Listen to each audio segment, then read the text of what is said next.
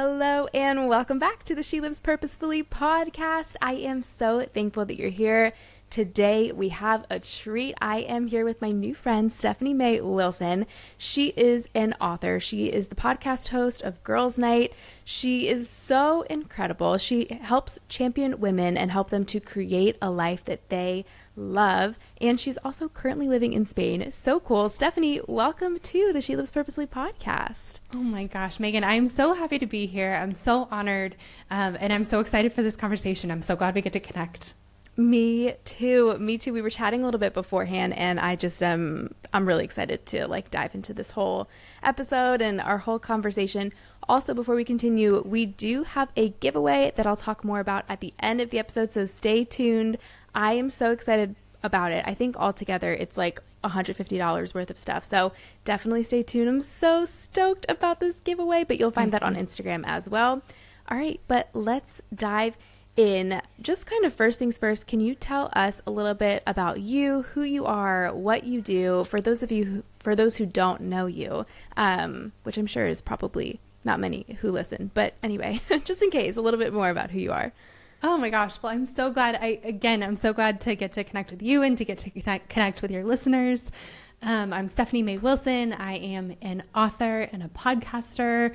And through my books, my podcast, I do online courses, just all kinds of resources. I help women through some of the biggest life decisions and transitions that we all go through. So that's marriage, that's motherhood, that's career, that's moving, like where's home, who are your people. There's so much that happens in this season of life that I call the everything era. It's kind of somewhere mid-20s-ish to somewhere mid-late 30s-ish, where we really have to make some of our most life-defining decisions, our like biographically significant decisions. And they all happen kind of at the same time. We have to figure out sort of what we want to do for work and where's home and are we going to partner with someone and who is that person going to be? And do we want to have kids? Like all of these decisions sort of come to a head kind of at the same time. And the trickiest thing to me is that this has been true for generations, maybe all of time, honestly, but so many people have opinions about what women's lives should look like, and they have conflicting opinions. So depending on who you are, where you grew up, who your parents are, what your zip code is, what year you were born, like there is sort of a right way that you've been given to be a woman and to live life. And that kind of paralyzed me for a long time because I'm a firstborn, type A, people pleaser, perfectionist with anxiety. Like I want to get things right. And so I spent a lot of time, especially during those years when I was making so many of those decisions, looking to my left and right and going like, am I doing this right? And the thing that I finally had to come to terms with was I had someone tell me, Stephanie, you get to decide. And I'm like, what do you mean? No, I don't. Like I have to wait for God to tell me exactly what he wants for me to do, or I need, this person to co-sign on my decisions, or I need to do it exactly the way this other person and, their partner did it. And the truth is, there are very few things that are black or white. Most things are shades of gray. There's so many things that even when we're looking to God for our direction, there have been things where I'm like, God, do I take this job or do I go do this opportunity? And he's like, kiddo, which one do you want to do? Like, I'm here with you. I love you. I'm on your, I'm with you. Which one do you want to do? And that's scary and overwhelming because it feels safer to just sort of live this paint by numbers life. But the problem is that we can't live that way because there are a million different designs. We at some point need to pick one. And so that has been my work for the last, 12 years, is helping women quiet some of the outside voices, telling them who they should be, what they should be doing, what their life is supposed to look like, and tune into how they were made and make decisions that are right and correct for them and for their families and for the kind of life that they want to make a home inside. Yeah. So that's the work that I do. And then outside of that, I am a wife to my husband, Carl. We've been married for almost 11 years, which is insane. I feel like that just I blinked and that happened. And I'm mom to two of, oh gosh, the funniest, spunkiest, smartest little girls. They're twins. They're 4.5, Annie and Quinn. And like you said, we live in Spain. We're living out this like massive life dream of mine right now of picking up and living in Spain for a while. And so we've been here for about 9 months, and it's just been this wild, wonderful adventure. And I feel like we're just every day figuring out over and over again what it looks like to create lives we love. Yeah, I love that. First of all, twins, mama, props to you. That's amazing. Ooh, that's amazing. I just had, we were talking a little bit beforehand, but I just had my first baby boy. He's 9 months old, and it is such a like change, such a transition, and it's the sweetest journey. It's also really hard. So twins, like, I cannot even imagine. Amazing. Props to you. Also, I am the same, like, type A-ish, I would say. I think my sister would say that I'm fully type A, but also like anxiety, people pleasing. And so everything you just said about like, I need other people to co-sign on my decisions. I need to make sure that I'm doing the exact right thing, paint by numbers, the whole thing. I fully get. There have been decisions in my life where I'm like, okay, like I need to talk to, you know, this pastor, make sure that they agree with what, and then I remember I was in counseling, and it's Christian counseling, and the counselor was kind of like, why do you think that you need this person's, you know, like permission almost in a sense. And then I think it just started this journey for me being very freeing of like, okay, like I can like choose different things, and I have this ability to, you know, like definitely pray and seek the Lord, but I do agree that he gives us options and allows us to actually make decisions that we want. And the same was kind of for me with She Lives Purposefully as a whole, like, okay, I'm going to pursue this more full time, or, you know, different things like that, and being paralyzed by fear in that decision and realizing, okay, like I can step out and I can choose. And so anyway, I love that you kind of help women along that journey. My first thought that I want to ask you is for the girl who is kind of paralyzed by this idea, or maybe, you know, stuck in this idea of like, okay, but I need to, you know, almost hear verbatim from God for every decision. Otherwise, I really do feel paralyzed.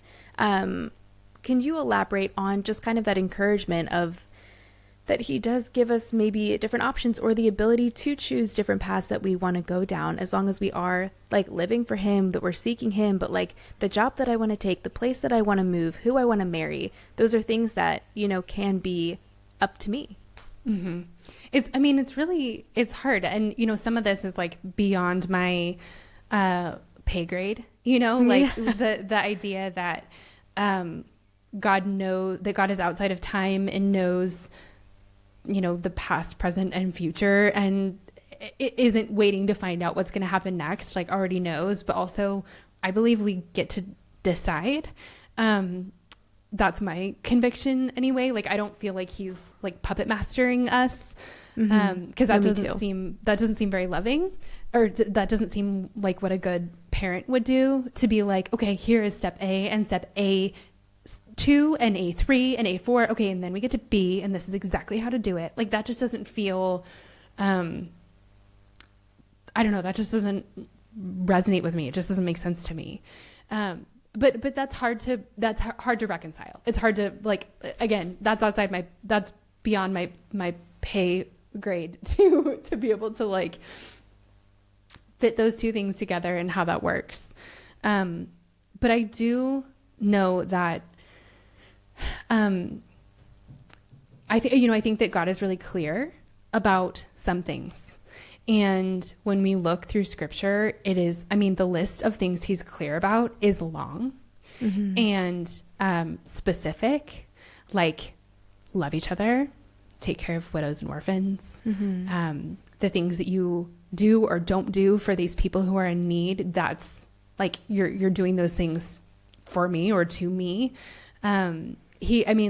There is enough to keep us busy for several lifetimes, that he is really clear about. And then there are things that he's not clear about, like whether or not you have permission to use a dating app to meet someone, or if you should go to this school in you know, this Colorado State school or this Colorado State school. Like, I just don't know.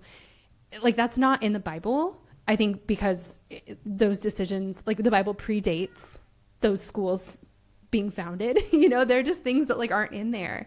And I really think that God leaves them up to us because he's put so much in us. I remember I've had conversations over the years with people who've been like, okay, I have this heart to do this thing, but I don't know if it's from God or not, or I don't know if I'm like allowed to, or if I have the go ahead to give it a shot.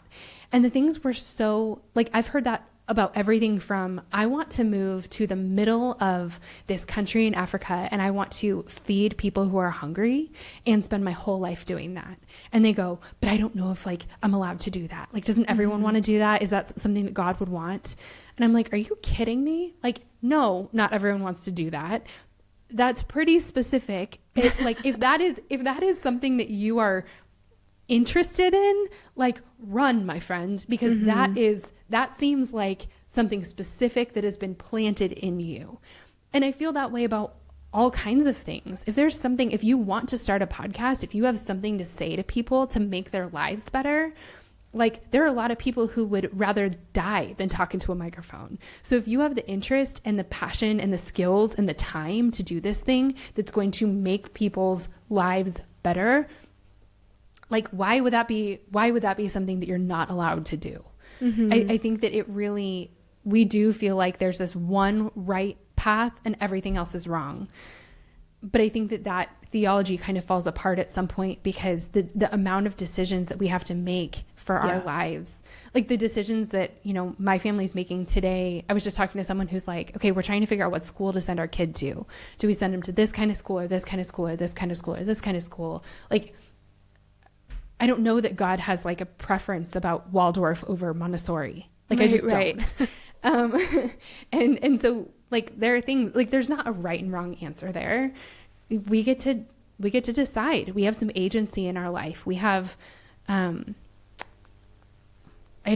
think we have some authority and some agency in our life as people who God has created and created well, as people that God has surrounded with wisdom. Like, there are people around us who can help us make these decisions, as people who can read and do research and, you know, deduce what is good versus what's better.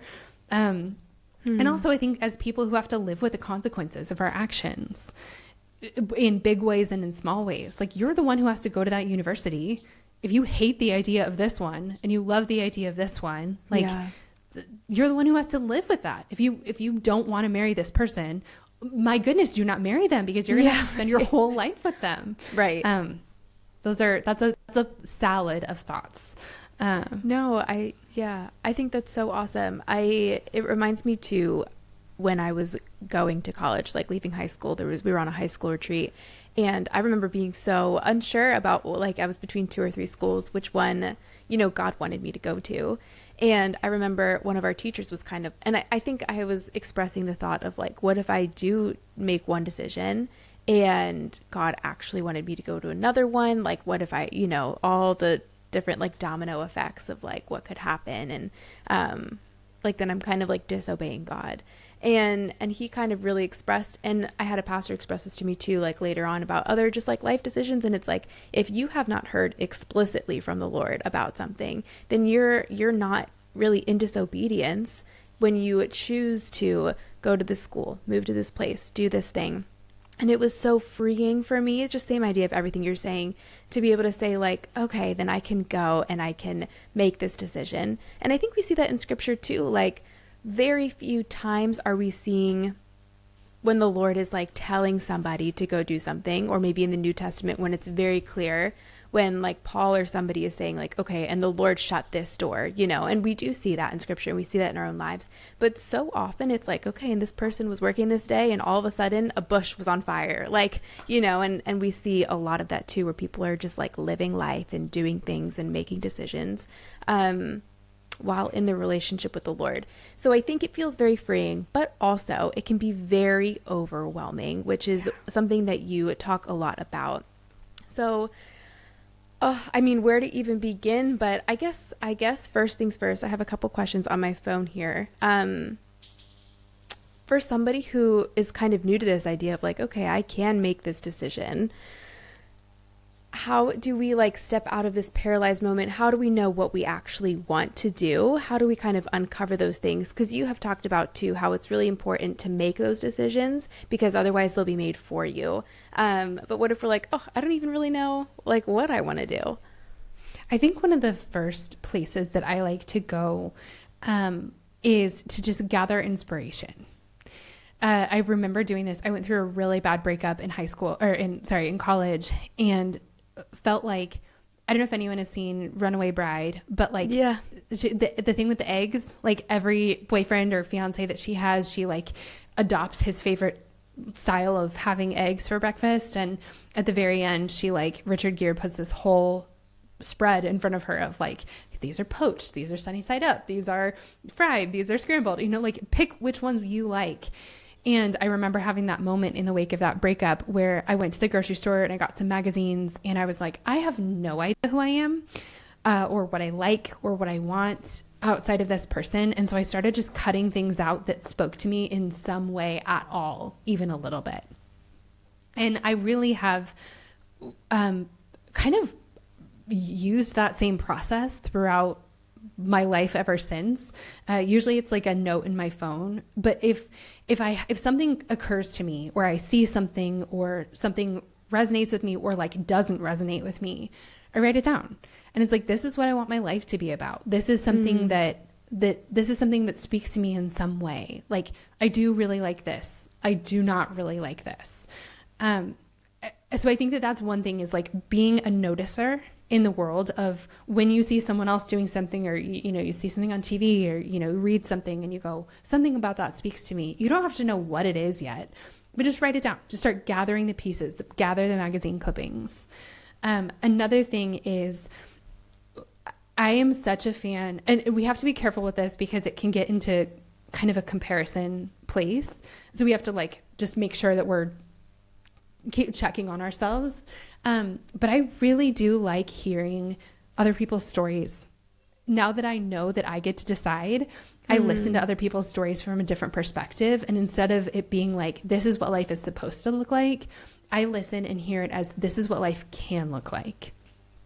And so getting to see people who work this way or work this schedule or do their business or career this totally different way, it's not that that tells me how it's supposed to be done. It just opens my mind to another way of doing things. It like puts more colors in my like pencil box, Yeah.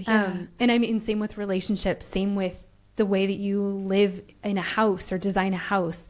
Same with your schedule, same with your like faith in the way that you connect and spend time with God, in the way that you spend money. Like, the more you can kind of collect and see all these different people doing things different ways, I think it starts to, one, explode the idea that there is one exact right way to do things. It's like, oh my gosh, all of these wonderful people are living such beautiful, intentional, thoughtful lives, and they all look so different. Okay, that's great to see. But then also you're collecting ideas of like ways that life can be lived. And so when it comes to coloring something of your own, you have all these other colors to choose from.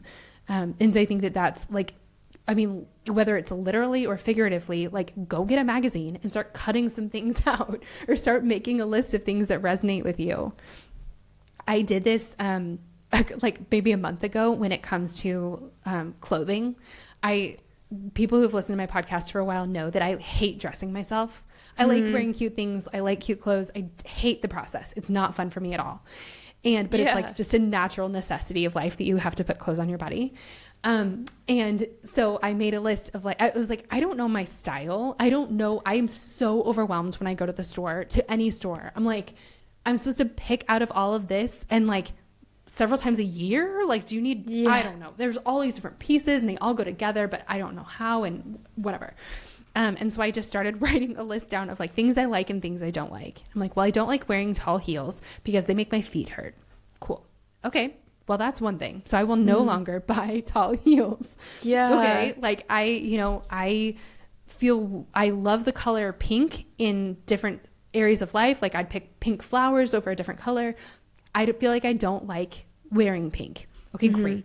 Don't wear pink. Like it just starting to gather your preferences and gathering things that you know are true about you, even if they seem random, they start to fill in the picture and start to inform your decisions more. And I think it's a beautiful process too of practicing listening to yourself. And when you can do that in little ways and honor your needs and desires in little ways, it's easier to do it in big ways too.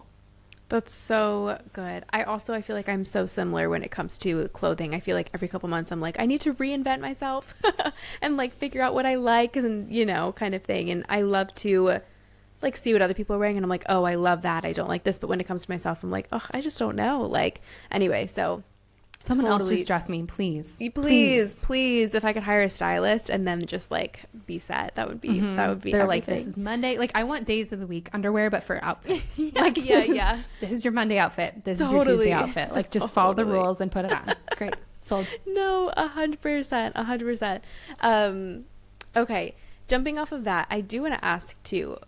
I feel like no matter the situation in life, there are people who come out of the woodwork sometimes with their opinions on like what decisions you're making or not making. And that can be really paralyzing too. And that can really, I think, push back on us stepping into decisions that we want to step into, whether it's somebody that we're dating that we think we want to marry, or maybe it's a job that we think we should take, or, you know, people coming out on like, no, you shouldn't be doing that, even because you're a woman, like, you know, different things. And so what advice, and, you know, sometimes it's people in our lives that we love and maybe have some like place to speak into our lives, and sometimes it's just people who are so random. I'm like, I didn't even know you knew that about me. How, like, what's happening? How do we navigate that part of trying to create this life that we live when people are just like, you know, sharing their opinions? I know for myself it is so hard to push back on opinions, because like you said earlier, I am such a people pleaser and I want people to be happy and I want to be approved of by other people. I think that it is, you know, not always a bad thing, but it's not a great thing in my own life because I crave it. And so, yeah, how do we navigate that? I find that it's easier. I'm a total relationships person. I'm a 2 on the Enneagram for any Enneagram people. Like truly the most important thing to me is relationships. And so it's not that I hate conflict, but it's more like I'm likely to do whatever in the moment I can do to like prioritize the relationship, which makes it so that, like I may lose, like I may, what's a good example? Like go out of my way to schedule something with this person who I don't really know and then like lose out on time with my kids as a result because I forget, because like I want to make them happy and I sort of forget that you only have so much to give. You can only say yes to so many people. I think that's, you know, I don't know. That's one of the things that happens when we're not sure what our priorities are or we're sure where we stand. And so something that's been very helpful for me is making decisions and figuring things out ahead of time. And so this can look like, you know, a small example of this is like before you go to Thanksgiving dinner with your family and you have this nosy Aunt Sharon who's always telling you what she thinks about your life and what you're supposed to be doing. Really thinking through both your decisions and like, you know, this is what I've decided. This is why. This is what my own, like without anyone else's opinion, this is where I stand. Knowing that ahead of time helps you answer hard questions when they come up. But another practice that's been so helpful for me is knowing who's in my cabinet.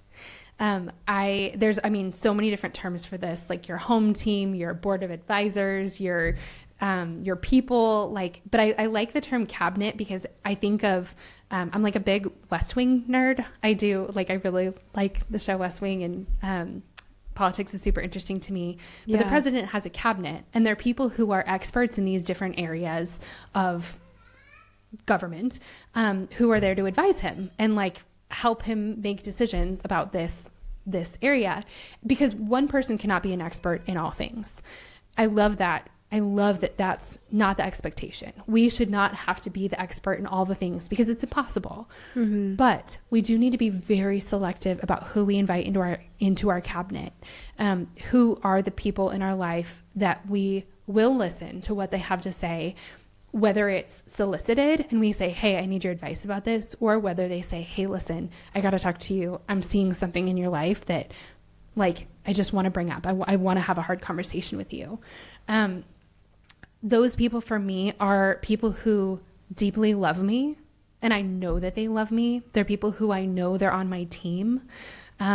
There are some people who deeply love me and are on my team that don't get to be in my cabinet because they have a specific version of what they think my life should look like and don't necessarily care if it's like if it aligns with my version or not. There are also people who wouldn't necessarily be in my cabinet because they don't have experience doing the things that I want to do. There are people who, maybe you have a friend who's fantastic at relationships. And so you're like, I always go to her for advice about dating, or if I'm like disagreeing with my husband about something and I need to bounce, like, you know, what do I do? How do I get through this conflict? She is my go-to. But the girl is up to her eyeballs in credit card debt. And so I am absolutely not going to ask her advice about what I'm supposed to do with my finances. Picking people who know the path you're trying to walk is also really important. And so I think when you assemble your cabinet and figure out who the people are that you really trust, that you really value, that have gone where you want to go and are there to help you go where you need to go. Once you have that list of people, everyone else is not on it. And I think that helps. I think having that decided ahead of time really helps. One of the questions that I ask is, we talk about this a lot in my book, in Create a Life You Love, but when you have an idea about the way your life is supposed to go, and you go, okay, well, like I'm supposed to, like, what I was supposed to get married at 26. And the reason I thought I was supposed to get married at 26 is because the first wedding I ever went to was my cousin's wedding, and he got married at 26. And as an 18-year-old with absolutely no clue what my life was going to look like and no input from anybody else, I decided, okay, well, I'm going to get married at 26. So when I got to 26 and was not married, I felt like I had failed this timeline that was totally arbitrary, that nobody gave to me, that did not fit my life at all. And I think when you stop yourself and you ask, like, who told you it was supposed to be this way? And like, are they right? Or is this a person that you want to be leading your whole life? Usually the answer is no. Like, Stephanie, who told you you're supposed to be married at 26? No one. I just assumed that at my cousin's wedding when I was 18. You can be like, okay, I think we can toss that out. And like, yeah, right. I think we can take that expectation off.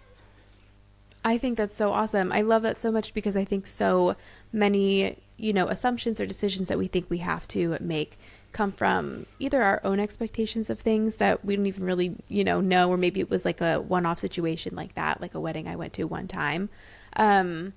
Or sometimes it comes from opinions that stuck with us from people whose life we wouldn't really like want to mimic or follow or anything like that. But for some reason, those opinions, maybe they were said harshly or, really condescending, and they stuck and it hit and you felt judged or whatever. And so, you are like living your life by that. So I feel like that's so helpful. I love that you said that.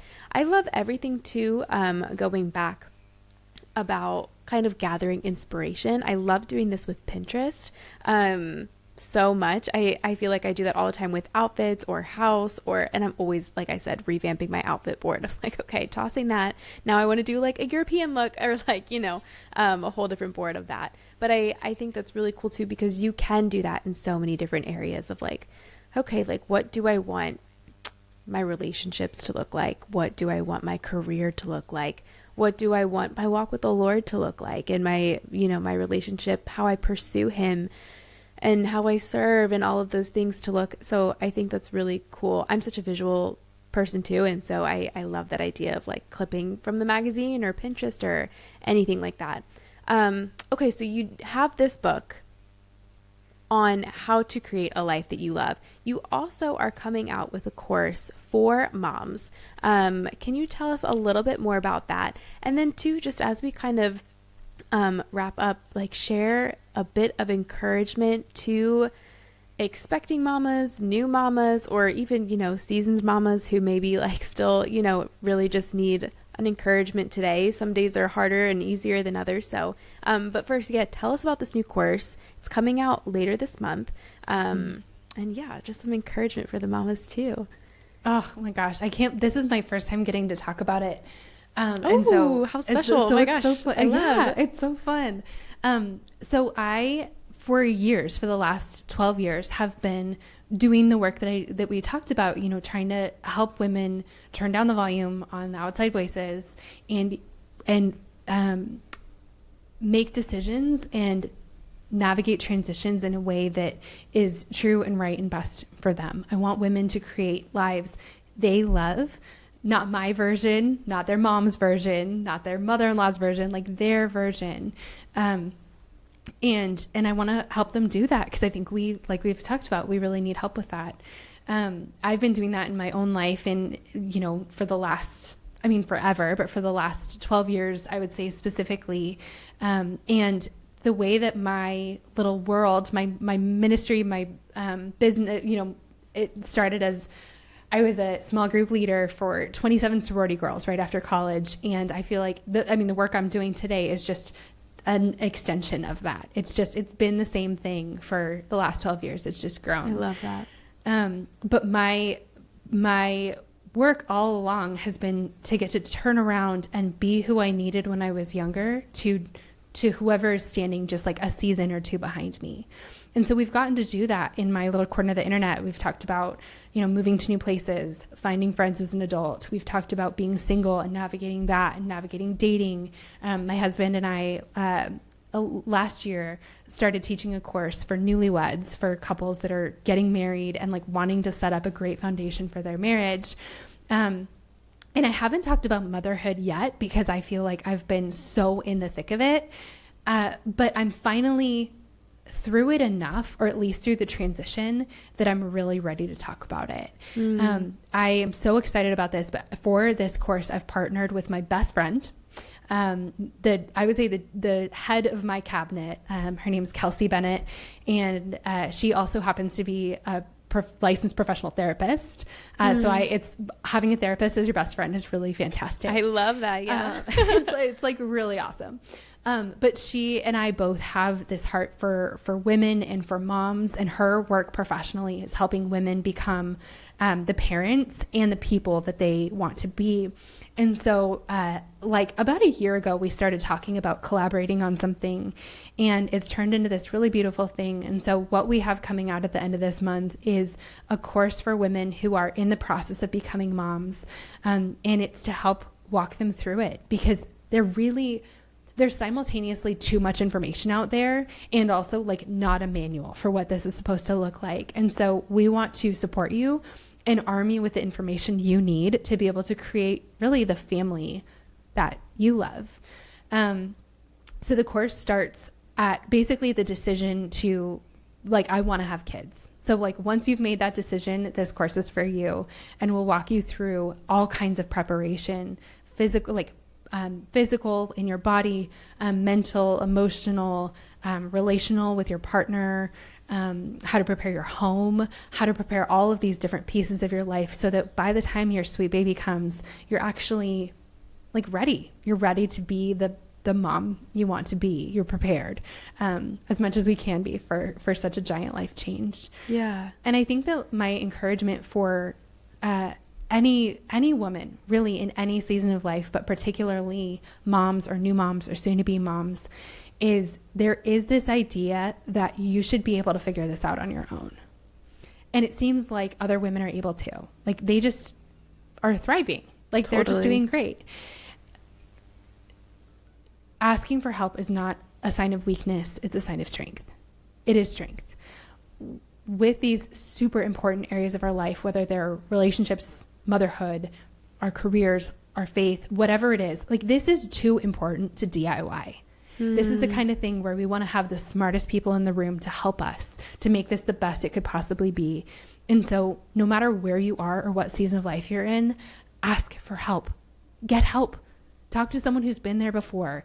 Get their help walking through this. It will make your season so much easier and so much better. It'll be better for everyone in your life, everyone you're serving, everyone you're caring for. Don't try to do this by yourself. That's not a sign of strength. Ask for help, because help is available to all of us, and we just have to be brave enough to ask for it. So we're trying to be as slightly senior moms, or I guess Kelsey's more of a senior mom than I am. I'm more like just on the other side of the transition.